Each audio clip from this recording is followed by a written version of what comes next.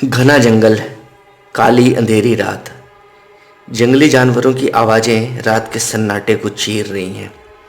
तभी रात के सन्नाटे में कोई 8 या 10 काले साए चुपचाप बढ़ रहे हैं बाउंड्री की तरफ। एक बड़ा घना सा पुराना पेड़ है जिसकी एक बड़ी सी मजबूत डाल झुककर बाउंड्री के अंदर लटक रही है। ये 8-10 साए एक एक कर पेड़ पर चढ़ते हैं। एक उस डाल के सहारे अंदर कूद जाता है। 2 अभी भी डाल पर हैं कि ये कब कांटेदार बाड़े से छूटकर अंदर कूद पाए। 2 या 3 अभी भी जंगल में पेड़ के नीचे खड़े अपनी बारी का इंतजार कर रहे हैं। सभी उस पहले कूदे हुए या दाखिल हुए साए के ग्रीन सिग्नल का वेट कर रहे हैं कि अचानक आवाज आती है, कौन है वहां? नीचे कूदा हुआ बंदा खुद को झाड़ियों में छुपाने की नाकाम कोशिश करता है। ऊपर वाले पेड़ों में छुपना चाह रहे हैं, जो नीचे हैं वो वापस जंगल में भाग ले, जो जहां है वहीं रुक जाए। कोई चालाकी की तो गोली मार देंगे। गार्ड चीख रहे हैं। तभी एक गार्ड गोली चला देता है। एक बंदा जो बाउंड्री पर था घबराकर अंदर गिर जाता है। फिर दूसरी गोली चलती है। रुको रुको रुको रुको, गोली मत चलाओ, जिंदा पकड़ो सबको। ये कोई बॉर्डर या एलओसी पे घुसपैठ का सीन नहीं है। न ही कोई आतंकवादी हैं जो बॉर्डर क्रॉस करना चाह रहे हैं, और न ही वो गार्ड बीएसएफ या आर्मी के हैं। वो हैं हमारे कॉलेज के गार्ड्स। और पेड़ पर बाउंड्री पे जो लटके हैं वो हैं हम। बस गोली लगने ही वाली थी कि रुक गई गोलीबारी। हमारे सीनियर्स अपनी अपनी बालकनी में खड़े होकर चीख रहे थे। हमें एक एक कर उतारा जाने लगा। लाइन में खड़े किए गए हम। मैं, सुनील, शक्ति, ब्रजेश, कबीर सिंह, तन्मय, राय साहब इलाहाबादी, सुशांत सिंह, गार्ड, सीनियर्स सब जानना चाह रहे थे कि हम जंगल में इतनी रात गए क्या कर रहे थे। अभी अभी हमारी फ्रेशर्स पार्टी हुई थी। हम आज़ाद हुए थे। उस रात की पार्टी, फ्रेशर्स पार्टी वाली रात याद है ना आपको? विजय उत्सव वाली पार्टी। फिर कई पार्टियां हुई थी, ज़्यादातर आकाशदीप ढाबे पर सीनियर्स द्वारा दी गई पार्टियां। हमारे 4 साल की जिंदगी के कई यादगार पल हैं आकाशदीप ढाबे के नाम। खैर, हमें पार्टियों की आदत लग चुकी थी। वैसे ही जैसे शेर के मुंह में खून, हमें बहाना मिलना चाहिए था, मगर पार्टी तो होनी ही चाहिए। ज़्यादातर पार्टी के बहाने होते थे 2 शब्द जो हम यहीं आकर सीखे थे, प्रपोज और ब्रेकअप। अगर मैं आपको आसान भाषा में समझाऊं तो एग्रीमेंट का हो जाना या डील का टूट जाना। इस डील या एग्रीमेंट की एक पार्टी होती थी बेखबर सुकून की नींद लेती अपने कमरे में, और दूसरी पार्टी आकाशदीप ढाबे पर पार्टी करती थी। साथ में गम या खुशी बांटने वाले और भी यार दोस्त। बाकी वजह भी बहुत अजीब थी। कुछ भी, मसलन इंटरनल नहीं मिला या बहुत मिला, पास हो गए या फेल हो गए, किसी ने पेल दिया या आपने किसी को पेल दिया। कभी कभी तो बहुत पार्टी होने के बाद 2-4 उल्टी हो जाने के बाद कोई कहता अब नहीं पीऊंगा, माँ कसम कभी नहीं पीऊंगा। अब लगता कि टीम का एक मेंबर संन्यास ले रहा है। फिर पूरा 1 वीक नहीं पीने के बाद पार्टी होती। इसी खुशी में होती कि देखा तेरा भाई पूरे 1 सप्ताह बिना पिए रह गया। मतलब कुछ भी, बाप के पैसे पे अय्यासी। जी हाँ, अय्यासी तो बाप के ही पैसे पे होती है। अपनी कमाई से तो बस जरूरतें पूरी होती हैं। सदियों का चलन है जो न बदला है और न बदलेगा। ऐसा मैं नहीं कहता, न ही गीता में लिखा है और न किसी व्हाट्सएप में पढ़ा है। तो मोटा मोटी लब्बो लबाब यही है कि बहाना खोजो या बनाओ और पार्टी करो। हाँ, एक बात और बताता चलो वैसे आपको, यही कि पीने वालों की पार्टी में उनको कभी ना बुलाएं जो पीते नहीं हैं, वरना दारू से ज़्यादा बिल चखने का आएगा और फिर जले पे नमक छिड़केंगे कि क्या मज़ा आता है तुम लोगों को पीकर, मुझे तो मज़ा नहीं आ रहा कुछ भी। तो हमें लग चुका था खून पार्टी करने का। एक दिन अचानक तय हुआ कि हम चलेंगे आज पार्टी करने बाहर, मगर कैसे? शाम के 7 तो बज गए हैं। सचिन दुबे जाने नहीं देगा। अबे उसकी माँ की आंख, डरते काहे हो बे फट्टू साले, डरपोक। एक लीडर ने बोला। टीम तैयार, क्रांतिकारी टीम, बिना किसी सीनियर के पहली पार्टी। तभी अचानक सचिन दुबे राउंड पे आ गए। शायद उनके जासूस भी फैले हैं कोने कोने में। किसी ने पोक दिया होगा उनको जाकर, चमचा साला, गद्दार कहीं का। अब कैसे जाएंगे? अबे जाएंगे तो जाएंगे ही, सचिन दुबे आ जाए या उसका बाप। हालांकि बाप क्यों आएगा बे, वो थोड़े ना वार्डन है हमारा। लीडर हो तो ऐसा टीम को डिमोटिवेट होने नहीं देता है, तभी तो मैं कहता हूं ना कि वो लीडर है, बॉर्न लीडर। प्लान ये था कि एक बंदा झगड़ा करेगा किसी भी बात पर, खूब हंगामा करेगा, भीड़ लगाएगा, सचिन दुबे जी को उलझाएगा। 10 मिनट बार बार समझाने के बाद हंगामा शांत हो जाएगा, सब नॉर्मल। मगर इसी 10 मिनट में 10 बंदे गेट से बाहर हाईवे पर, थोड़ा गार्ड भैया की बीड़ी गुटखा सिगरेट का इंतजाम, और उस भाई के लिए जिसने सचिन दुबे को उलझा कर रखा था, जो कि पीता नहीं है, ढाबे से उसके मनपसंद का कोई आइटम पार्सल। हम दौड़ चले ढाबे की तरफ। अंधेरा हो चुका था, रात में कम ही चांस है ऑटो का। आकाशदीप तो दूर है, ऐसा करते हैं कामिल पे चलते हैं। कामिल ढाबा नजदीक है, कोई 1.5 किलोमीटर। चलो फिर पैदल ही चलते हैं। पहुंच गए कामिल ढाबे। कामिल ढाबा है परमार हॉस्टल के पास। अब आपको लगेगा ये परमार क्या है? परमार हॉस्टल है जी, परमार वंश के राजाओं की प्रॉपर्टी है, चलाते हैं कोई पंकज परमार भैया। डिटेल्स में तो बाद में बताऊंगा ही, क्योंकि हम खुद वहां रह चुके हैं और पूरी एक सीरीज लिखी है परमार के कारनामों के नाम। इसकी तारीफ में अभी बस इतना कहता चलूं, कॉलेज के डायरेक्टर या प्रिंसिपल साहब गुप्ता जी ने कहा था मेरे पिताजी से, आपको पता है आपका बेटा कहाँ रहता है? जी नहीं सर। परमार हॉस्टल। कौन कौन कौन Parmar hostel sir? Parmar hostel आप समझिए ऐसे कि पाकिस्तान है आतंकवादियों के लिए और अफगानिस्तान है तालिबानियों के लिए।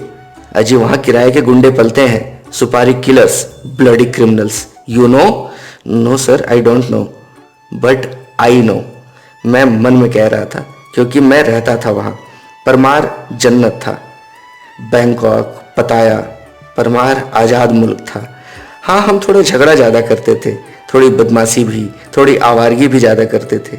मगर आज वो सारे आवारे जो है ना, वो सेट हैं। उनका रेट ऑफ सक्सेस ज़्यादा ही होगा, कम नहीं होगा। यही जवाब है उस सुपारी किलर्स, तालिबान और ब्लडी क्रिमिनल्स वाले गुप्ता जी को। खैर, परमार से थोड़ा आगे है कामिल ढाबा। पार्टी शुरू, ठेका भी बगल में ही है। सब टूट पड़े, खूब छक्कर खाया पिया। पता नहीं आज क्या हुआ, मैं और शक्ति ने नहीं पी। शक्ति ने तो चिकन भी नहीं खाया था। खैर, बिल विल करवा कर, पार्सल बनवा कर हम लौट चले। आधी रात तो हो ही चुकी थी। कमला पसंद फट चुका था, मुंह में रॉयल मजा दे रहा था। हमारे पूर्वांचली भाई लोग घर से 200-200 पैकेट लेकर आते थे कमला पसंद। आगरा में मिलता नहीं था ना। खैर, चांदनी रात, चल पड़े कॉलेज की तरफ।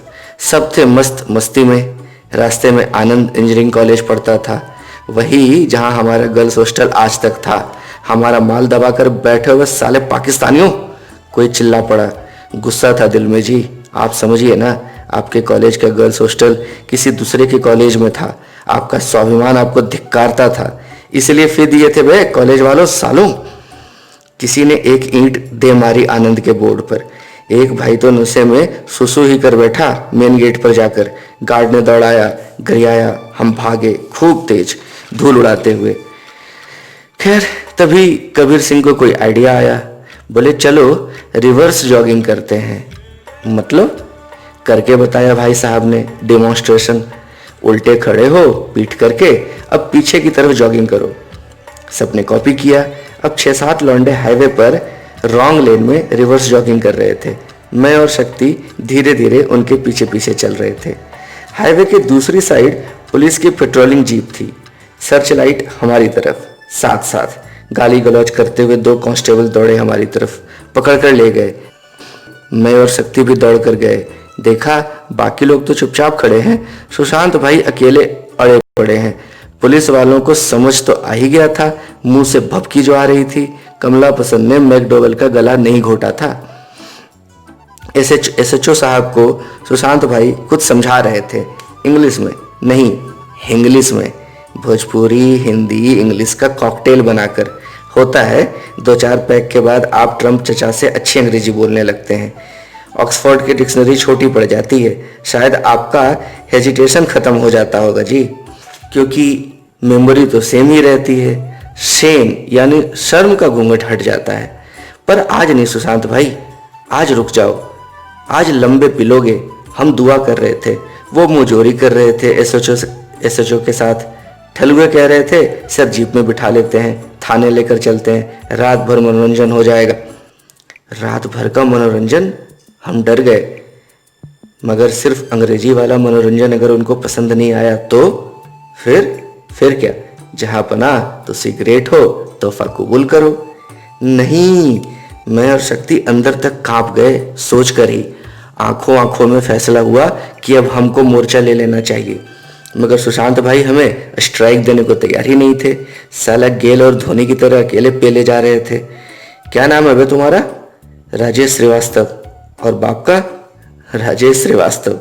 साले इसको जीप में बिठाओ, मारेंगे साले को, सारा नशा एक ही कंटाप में उतार देंगे। शायद एसएचओ भी कानपुर साइड के ही थे। अरे आप समझे नहीं सर, हम हैं जूनियर राजेश श्रीवास्तव, पापा हैं सीनियर राजेश श्रीवास्तव। अच्छा, आईडी देखो बे, इसका आईडी देखो। हाँ आईडी देख लीजिए, हम क्या झूठ बोल रहे हैं? हाथ कंगन को आरसी क्या, पढ़े लिखे को फारसी क्या।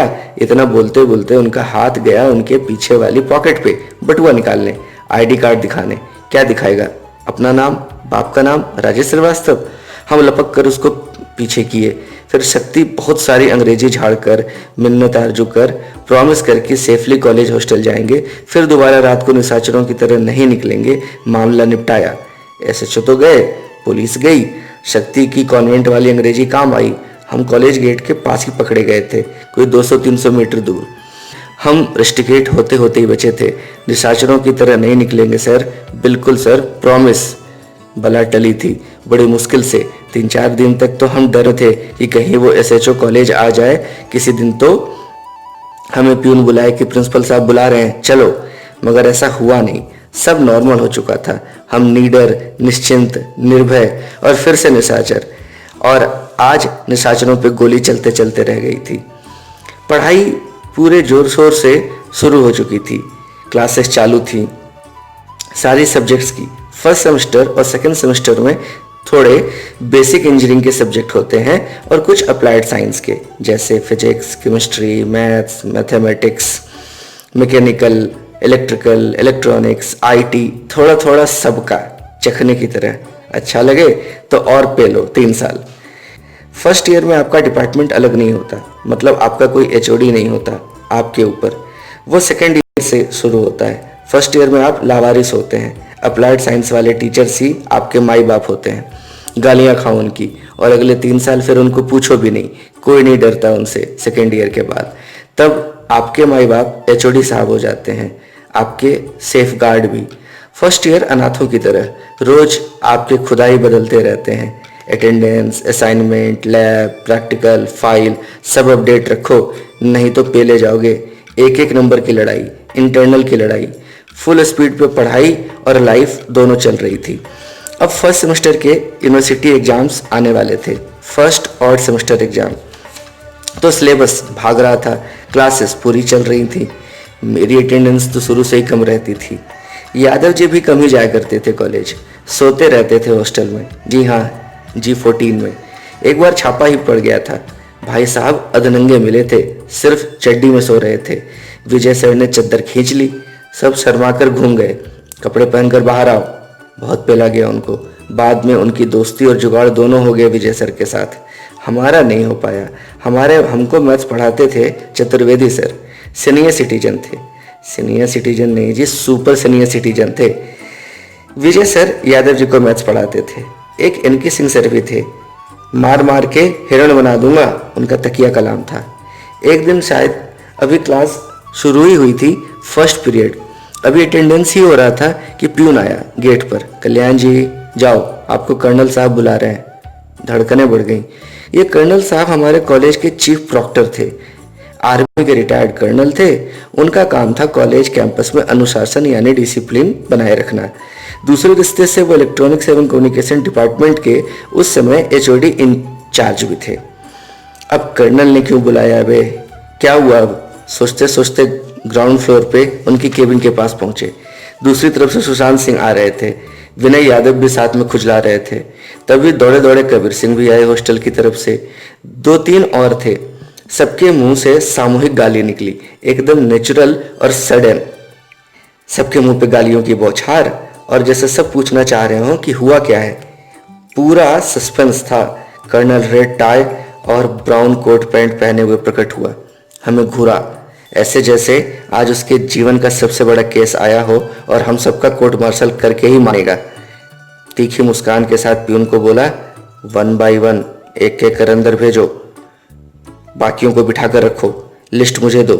प्यून के हाथ से फाइल छीन कर अंदर चला गया, खूंखार हंसी के साथ, एक एक कर आज चढ़ेगी बलि।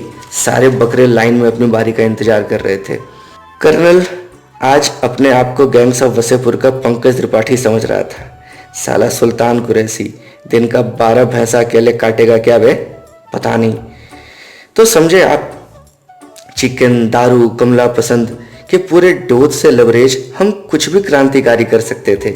हाईवे पर दौड़ हो, आनंद कॉलेज के गेट पर सुसु करना हो, कभी महात्मा बुद्ध बनकर ज्ञान पेलना हो, या कि अंधेरी रात में खूंखार जंगल की सवारी, नशे में फैंटम बनकर बाउंड्री टापना और गोली खाते खाते बचना, हमने सब किया है।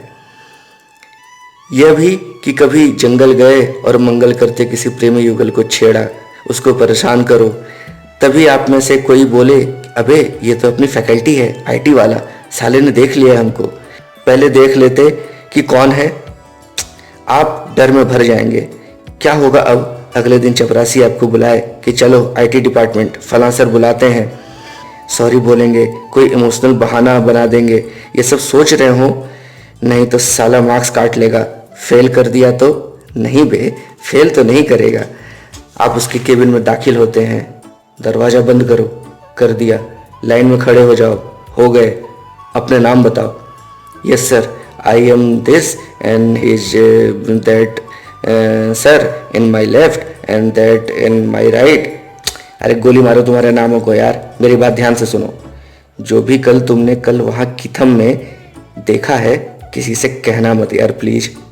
मैं हाथ जोड़कर रिक्वेस्ट करता हूँ, मेरी ज़िंदगी बर्बाद हो जाएगी।